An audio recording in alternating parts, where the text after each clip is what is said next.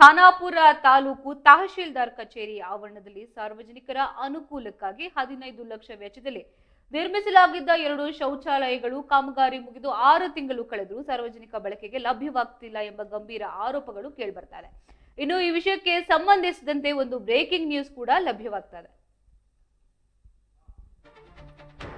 15 ಲಕ್ಷ ವೆಚ್ಚದ ಶೌಚಾಲಯ ಬಳಕೆಗೆ ಬರ್ತಾ ಇಲ್ಲ. 6 ತಿಂಗಳಾದ್ರೂ ಕೂಡ ಜನರಿಗೆ ತೆರೆಯದ ಶೌಚಾಲಯ. ತಹಶೀಲ್ದಾರ್ ಕಚೇರಿಯಲ್ಲಿ ಶೌಚಾಲಯಕ್ಕೆ ಬೀಗವನ್ನ ಹಾಕಲಾಗ್ತಾ ಇದೆ. ಇನ್ನು ಕಳಪೆ ಕಾಮಗಾರಿಯ ಆರೋಪಕ್ಕೆ ಸಾರ್ವಜನಿಕರ ಆಕ್ರೋಶವನ್ನ ವ್ಯಕ್ತಪಡಿಸ್ತಾ ಇದ್ದಾರೆ.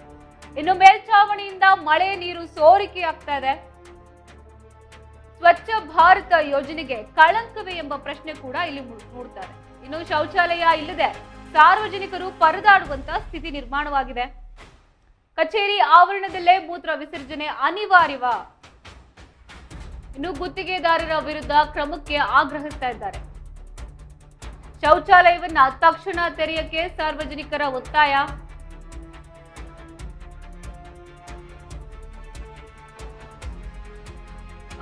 ಖಾನಾಪುರ ತಾಲೂಕು ತಹಶೀಲ್ದಾರ್ ಕಚೇರಿ ಆವರಣದಲ್ಲಿ ಸಾರ್ವಜನಿಕರ ಅನುಕೂಲಕ್ಕಾಗಿ 15 ಲಕ್ಷ ವೆಚ್ಚದಲ್ಲಿ ನಿರ್ಮಿಸಲಾಗಿದ್ದ 2 ಶೌಚಾಲಯಗಳು ಕಾಮಗಾರಿ ಮುಗಿದು 6 ತಿಂಗಳು ಕಳೆದರೂ ಕೂಡ ಸಾರ್ವಜನಿಕರ ಬಳಕೆಗೆ ಲಭ್ಯವಾಗ್ತಾ ಇಲ್ಲ ಎಂಬ ಗಂಭೀರ ಆರೋಪಗಳು ಕೇಳಿಬರ್ತಾರೆ.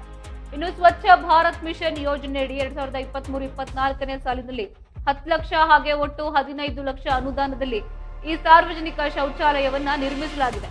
ಆದರೆ ಇದರ ಕಾಮಗಾರಿ ಅತ್ಯಂತ ಕಳಪೆ ಗುಣಮಟ್ಟದಿಂದ ಕೂಡಿದೆ ಎಂದು ಸಾರ್ವಜನಿಕರು ತೀವ್ರ ಆಕ್ರೋಶವನ್ನ ವ್ಯಕ್ತಪಡಿಸ್ತಾ ಇದ್ದಾರೆ. ಇನ್ನು ಶೌಚಾಲಯದ ಗೋಡೆಗಳಿಂದ ಈಗಾಗಲೇ ಮಳೆ ನೀರು ಒಳಗೆ ಸೋರ್ತಾ ಇದ್ದು ಗುತ್ತಿಗೆದಾರರ ನಿರ್ಲಕ್ಷ್ಯದ ವಿರುದ್ಧ ಸಾರ್ವಜನಿಕ ವಲಯದಲ್ಲಿ ಆಕ್ರೋಶ ವ್ಯಕ್ತವಾಗ್ತಾ ಇದೆ. ತಾಲೂಕಿನ ವಿವಿಧ ಗ್ರಾಮಗಳಿಂದ ದಿನನಿತ್ಯ ತಮ್ಮ ಕಂದಾಯ ಹಾಗೆ ದೈನಂದಿನ ಕೆಲಸ ಕಾರ್ಯಗಳಿಗೆ ನೂರಾರು ಜನರು ತಹಶೀಲ್ದಾರ್ ಕಚೇರಿಗೆ ಬರ್ತಾರೆ. ಆದ್ರೆ ಇಲ್ಲಿ ಸೂಕ್ತ ಶೌಚಾಲಯದ ವ್ಯವಸ್ಥೆ ಇಲ್ಲದ ಕಾರಣ ಸಾರ್ವಜನಿಕರು ಕಚೇರಿಯ ಆವರಣದಲ್ಲೇ ಮಲಮೂತ್ರ ವಿಸರ್ಜನೆಯನ್ನ ಮಾಡಬೇಕಾದ ಅನಿವಾರ್ಯತೆ ಎದುರಾಗಿದೆ ಎಂದು ಸಾರ್ವಜನಿಕರು ಕಳವಳವನ್ನ ವ್ಯಕ್ತಪಡಿಸ್ತಾ ಇದ್ದಾರೆ. ಇದಕ್ಕೆ ಸಂಬಂಧಪಟ್ಟ ಅಧಿಕಾರಿಗಳು ತಕ್ಷಣವೇ ಗಮನವನ್ನ ಹರಿಸಿ ಕಳಪೆ ಕಾಮಗಾರಿಯನ್ನ ಸರಿಪಡಿಸಿ ಶೌಚಾಲಯವನ್ನ ಸಾರ್ವಜನಿಕರ ಬಳಕೆಗೆ ಮುಕ್ತಗೊಳಿಸಬೇಕೆಂದು ಸಾರ್ವಜನಿಕರು ಒತ್ತಾಯಿಸ್ತಾ ಇರೋದು ನಾವಿಲ್ಲಿ ಕೇಳಬಹುದು.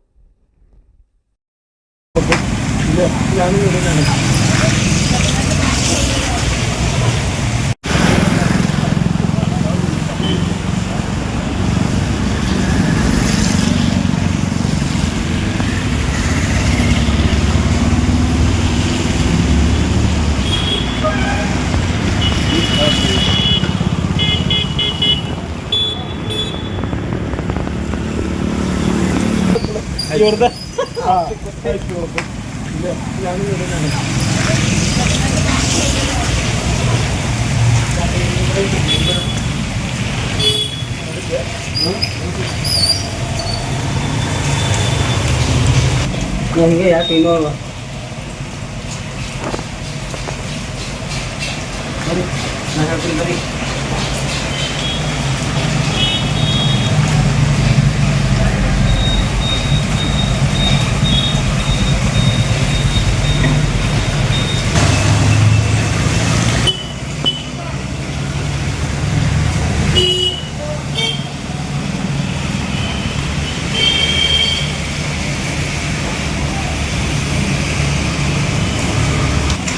ನೀವೆಲ್ಲದೀನಿ ನೋಡ್ರಿ ಕನ್ನಡ ಕೃಷ್ಣ ಅವರ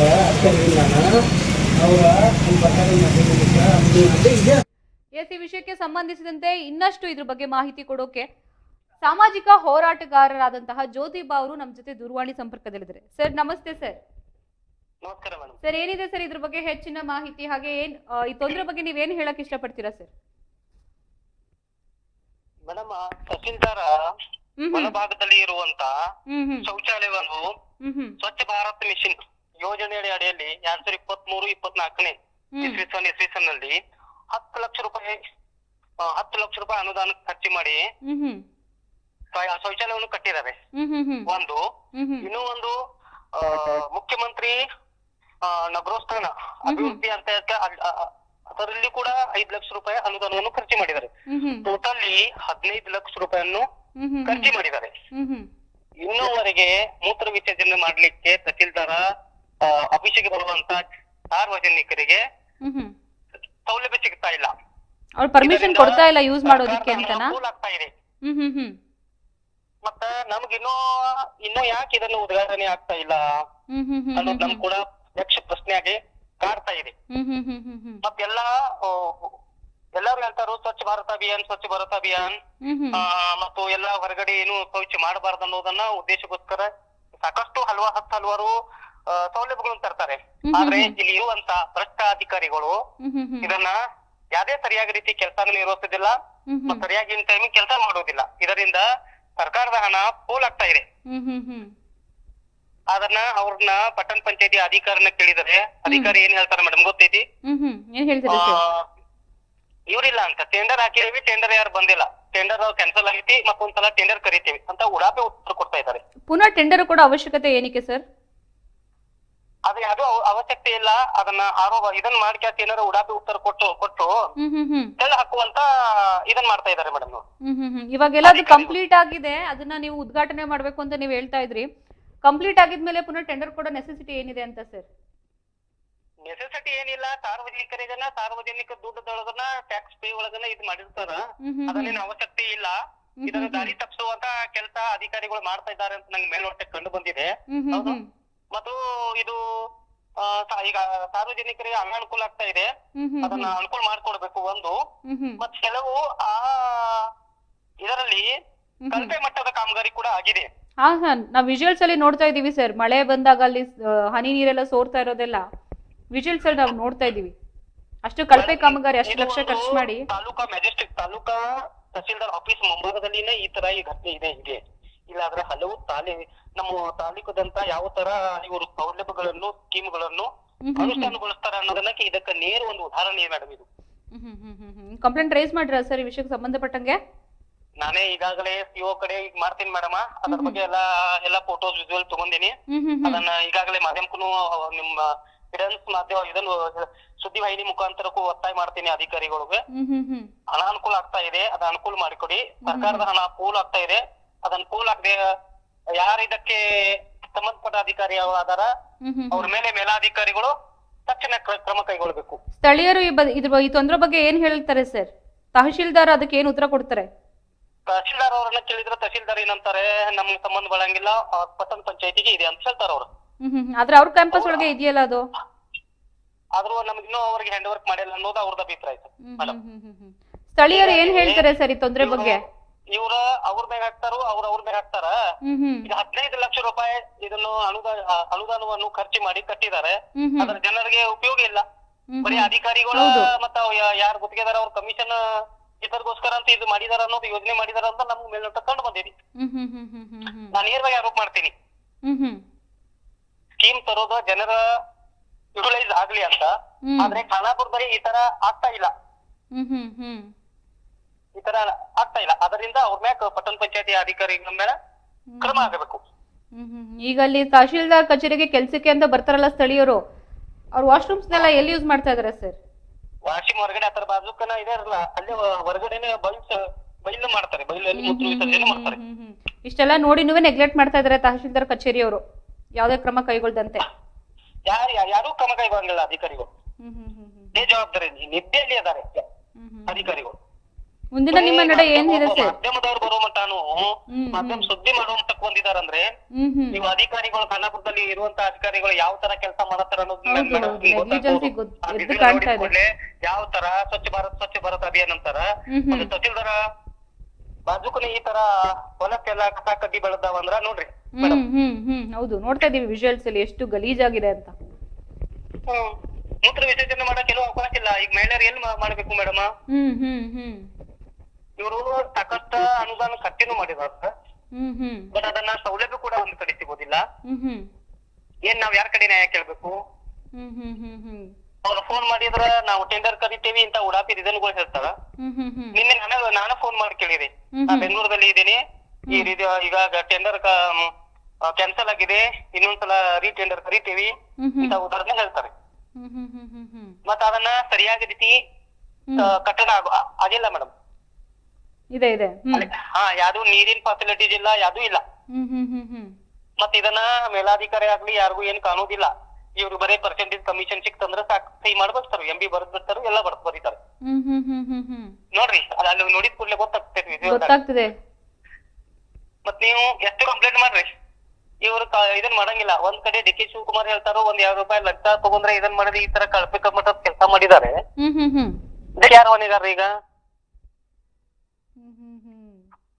ಬರೀ ಯಾವ ಸರ್ಕಾರ ಬಂದ್ರು ಜನರಿಗಂತೂ ಯಾವ ನ್ಯಾಯ ಸಿಗೋದಿಲ್ಲ. ಭ್ರಷ್ಟಾಚಾರ ನಡೀತಾ ಇರುತ್ತೆ, ಹೊಡಿತಾ ಇರ್ತಾರೆ, ಚೇಂಜ್ ಆಗೋದು ಹೊರತು ಬೇರೆ ಏನು ಇಲ್ಲ. ಯಾವ್ದಕ್ಕೆ ಆ ಸರ್ಕಾರ ಬಂದ್ರೆ ಇದು, ಈ ಸರ್ಕಾರ ಬಂದ್ರು ಅದ. ಈಗ ಈ ಜನಪ್ರತಿನಿಧಿಗಳು ಇರೋದು ಯಾವ್ದಕ್ಕೆ ಮೇಡಮ್? ಇಂಥವೆಲ್ಲ ಅವ್ಯವಹಾರ ಆಗ್ಲಿ, ಕಳಪೆ ಮಟ್ಟ ಕೆಲಸ ಆಗದೆ ಇರೋದಕ್ಕ ಇವ್ರು ನೋಡ್ಕೊಳ್ಬೇಕಾಗಿದ್ದು ಜನಪ್ರತಿನಿಧಿಗಳ ಆದ್ಯ ಕರ್ತವ್ಯ. ಇವರು ಕೂಡ ವಿಫಲವಾಗಿದ್ದಾರೆ. ಯಾರೊಬ್ಬ ವ್ಯಕ್ತಿನೂ ಅಲ್ಲಿ ಬಂದು ನೋಡಿ ಸರಿ ಮಾಡ್ಬೇಕು ಅನ್ನೋ ತರ ಕ್ರಮ ಕೈಗೊಂಡಿಲ್ಲ ಈವರೆಗೂನುವೆ. ದಿನನಿತ್ಯ ತಹಸೀಲ್ದಾರ್ ಕಚೇರಿಯಲ್ಲಿ ಸಾಕಷ್ಟು ರಾಜಕೀಯ ಮುಖಂಡರಿಗೂ ಬರ್ತಾರ, ವಿವಿಧ ಪಕ್ಷಗಳ ಮುಖಂಡರು ಬರ್ತಾರ, ಆದ್ರೂ ಕೂಡ ಯಾರು ಚಕಾರ ಎತ್ತೋದಿಲ್ಲ. ಮತ್ತು ಇದಕ್ಕೆ ಹೋರಾಟಗಾರ ಬರ್ಬೇಕು.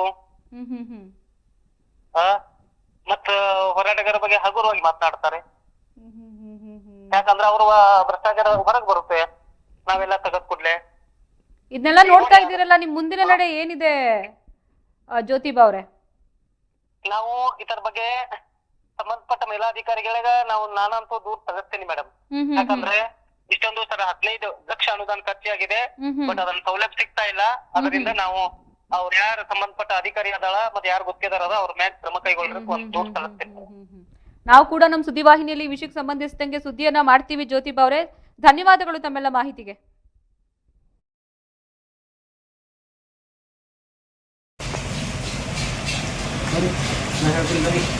ಈಗ ಎಲ್ಲಿ ಹೋಗ್ತಾ ಇದಾರ ಅಂತ ಅದು ಅಧಿಕಾರಿಗಳು ಗೊತ್ತಾಗ್ಬೇಕಲ್ಲ ಸರ್, ಅಧಿಕಾರಿಗಳಿಗೆ ಅದು ಗೊತ್ತಾಗ್ಬೇಕಲ್ರಿ.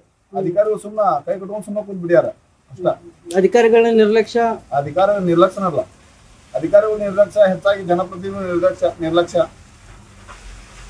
ಜನಪ್ರತಿನಿಧಿಯಿಂದ ಆಯ್ಕೆ ಆಗೋದು ಅಷ್ಟೇ.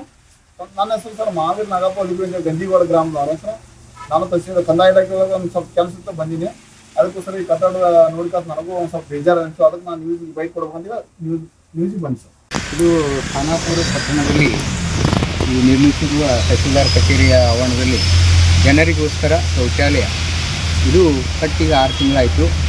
ಆದರೆ ಅದು ಇನ್ನೂವರೆಗೆ ಉದ್ಘಾಟನೆ ಆಗಿಲ್ಲ. ಈ ತಾಲೂಕಿನ ಶಾಸಕರು ಹಾಗೂ ಆಡಳಿತಾಧಿಕಾರಿಗಳು ಯಾರು ಇದ್ರ ಕಡೆ ಗಮನ ಕೊಟ್ಟಿರೋದಿಲ್ಲ. ಇದರಿಂದ ಭಾಳ ನಮಗೆ ಅಸಹ್ಯ ಆಗ್ತಾ ಇದೆ. ಯಾಕಂದರೆ ಪೂರ ತಹಸೀಲ್ದಾರ್ ಆಫೀಸ್ ಕಂಪೌಂಡಲ್ಲಿ ಇಲ್ಲಿ ಜನ ನಿಂತು ಮೂತ್ರ ವಿಸರ್ಜನೆ ಮಾಡ್ತಾರೆ. ಇದು ಕಟ್ಟಿ 6 ತಿಂಗಳಾದರೂ ಇದನ್ನು ಮಾಡಿಲ್ಲ ಅಂದ ಕೂಡಲೇ ಇದು ಈ ನಿರ್ಲಕ್ಷ್ಯ ಅಧಿಕಾರಿಗಳಾಗಲಿ, ಇಲ್ಲಿ ತಾಲೂಕಿನ ಜನಪ್ರತಿನಿಧಿಯಾಗಲಿ, MLA ಅವರು ಈ ಕಡೆ ಗಮನ ಹರಿಸಿಲ್ಲ ಅಂತ ಕಾಣ್ತದೆ. ಇದು ಅತಿ ಬೇಗನೆ ಇದನ್ನು ಉದ್ಘಾಟನೆ ಮಾಡಬೇಕು.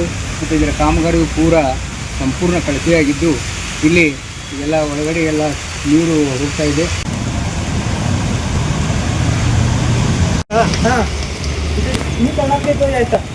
ಈ ಕಡೆ